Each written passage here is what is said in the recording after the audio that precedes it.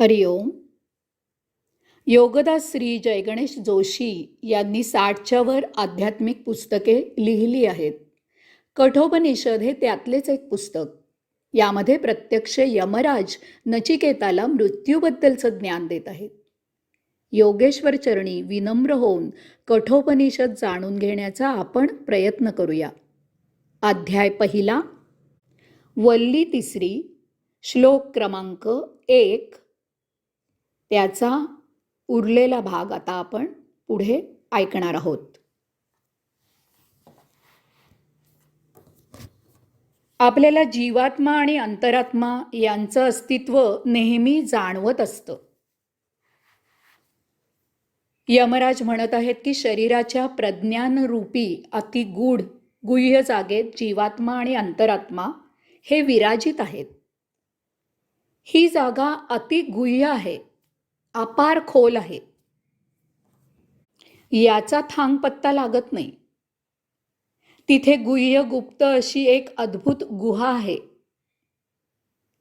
सर्वसामान्य जनांना ही जागा सापडत नाही, परंतु ती जागा आहे आणि तेथे अंतरात्मा आहे यावर त्यांचा प्रगाढ विश्वास आहे. अत्यंत भावभक्तीने ते त्या अंतरात्म्याला आळवतात की स्वामी महाराज, आपण कसे कोठे जसे आहात तसे असा. हा सेवक आपल्या चरणापाशी दास होऊन उभा आहे, सेवा करून घ्यावी. वैज्ञानिकांनी शवविच्छेदन केलेलं असतं. ते म्हणतात की शरीराची चिरफाड केल्यावर आम्हाला अंतरात्मा काही कुठे सापडला नाही, आढळला नाही. जोपर्यंत तो आम्हाला दिसत नाही तोपर्यंत तो आहे हे आम्ही मान्य करू शकत नाही. परंतु अंतरात्म्याची ती गुह्य जागा, ती गुह्य गुहा, याचा ठाव लागलेला, त्याची अनुभूती घेतलेला याहून निराळा असतो. साधक ध्यानसमाधीमध्ये मिटल्या डोळ्यांनी स्वतःचे शरीरात आत, अगदी आत, खोल खोल पोचतो. तो किती आत जातो, बुडी मारतो, ते त्याचे त्यालाच समजत नाही. परंतु एक दिवस भाग्य उजाडतं, लकेर चमकते, अंतरात्म्याची चाहूल लागते, त्या गुह्य गुहेचं द्वार उघडतं. साधकाच्या शरीरातील गुहेमधून प्रवास सुरू होऊन तो त्या गुह्य गुहेमधून त्याच्या दुसऱ्या तोंडातून विश्वात प्रवेश करतो. त्याचा विश्वेश्वराकडे, परमात्म्याकडे, योगेश्वराकडे योगप्रवास सुरू होतो. साधकाचा त्याच्या नकळत योगी होतो. त्याचे देहभान हरपते, सुटते. तो साक्षात्कारी होतो. त्याचे भोग संपले असल्यास तो परमात्म स्वरूप होतो. भोग शिल्लक असल्यास त्याच गुहेतून परत देहात येऊन साक्षात्कारी म्हणून देहधारी होतो, प्रभूचं कार्य करू लागतो. यमराज म्हणत आहेत की जीवात्मा आणि अंतरात्मा हे सावली आणि प्रकाश यासारखे परस्पर विरुद्ध लक्षणी आहेत. येथे यमराजांनी जीवात्मा आणि अंतरात्मा यांना सावली आणि प्रकाश यासारखे परस्पर विरुद्ध लक्षणी अशी एक अप्रतिम उपमा दिलेली आहे. जीवात्मा आणि अंतरात्मा हे सावली आणि प्रकाश यासारखे परस्पर विरुद्ध लक्षणी आहेत. एक माया आहे तर दुसरा ब्रह्म आहे.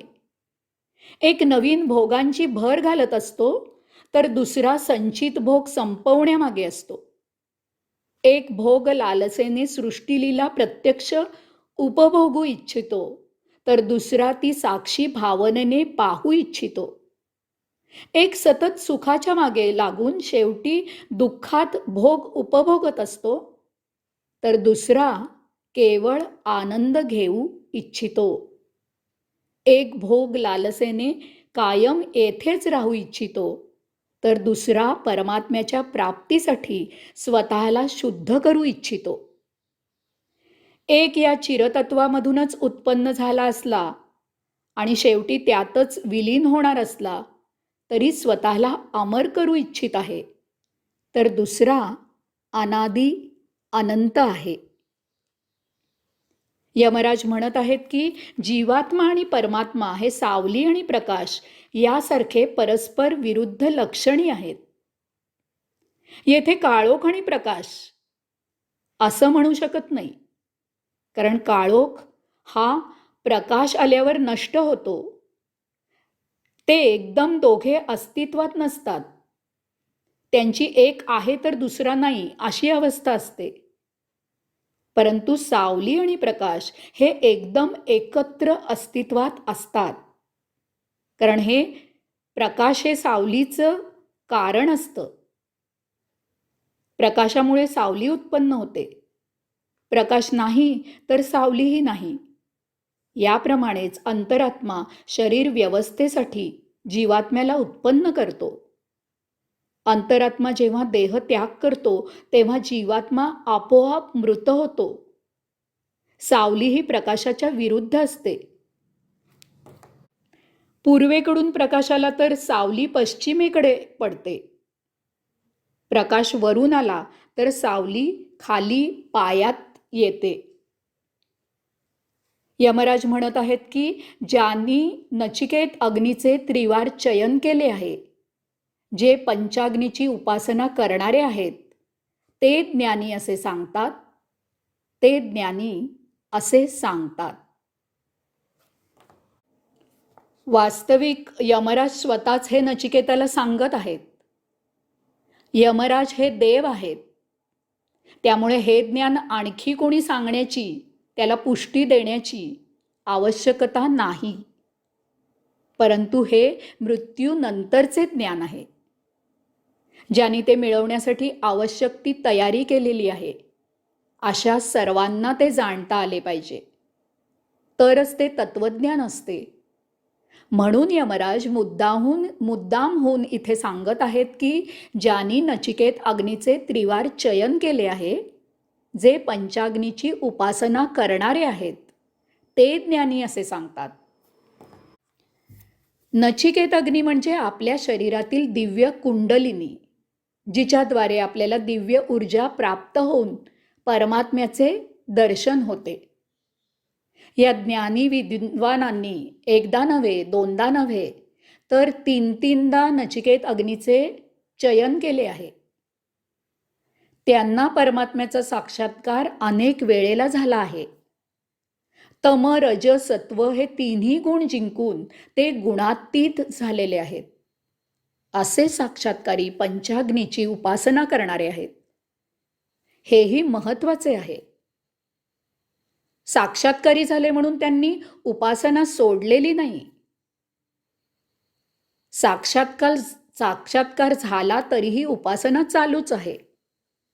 कुंडलिनी जागृत केल्याने ती सुषुम्ना नाडीमार्गे तिला जोडलेल्या सप्तचक्रांना पार करून त्या सप्तचक्रांच्या साहाय्याने पंचमहाभूतांना वश करून आकाश भेदून त्या गुह्य गुहेतून परमात्म्याकडे मार्गस्थ होते. या पहिल्या अध्यायाच्या 3ऱ्या वल्लीत पहिल्याच मंत्रात यमराज जीवात्मा आणि अंतरात्मा यांचा परिचय नचिकेतला करून देत आहेत. मृत्यू पलीकडील ज्ञान नचिकेतला द्यायचे आहे. जीवात्म्याच्या सहाय्याने अंतरात्म्याला परमात्म्याचे ज्ञान कसे होते हे त्यांना नचिकेतला सांगायचे आहे. यासाठी जीवात्मा आणि अंतरात्मा यांची ओळख ते येथे करून देत आहेत.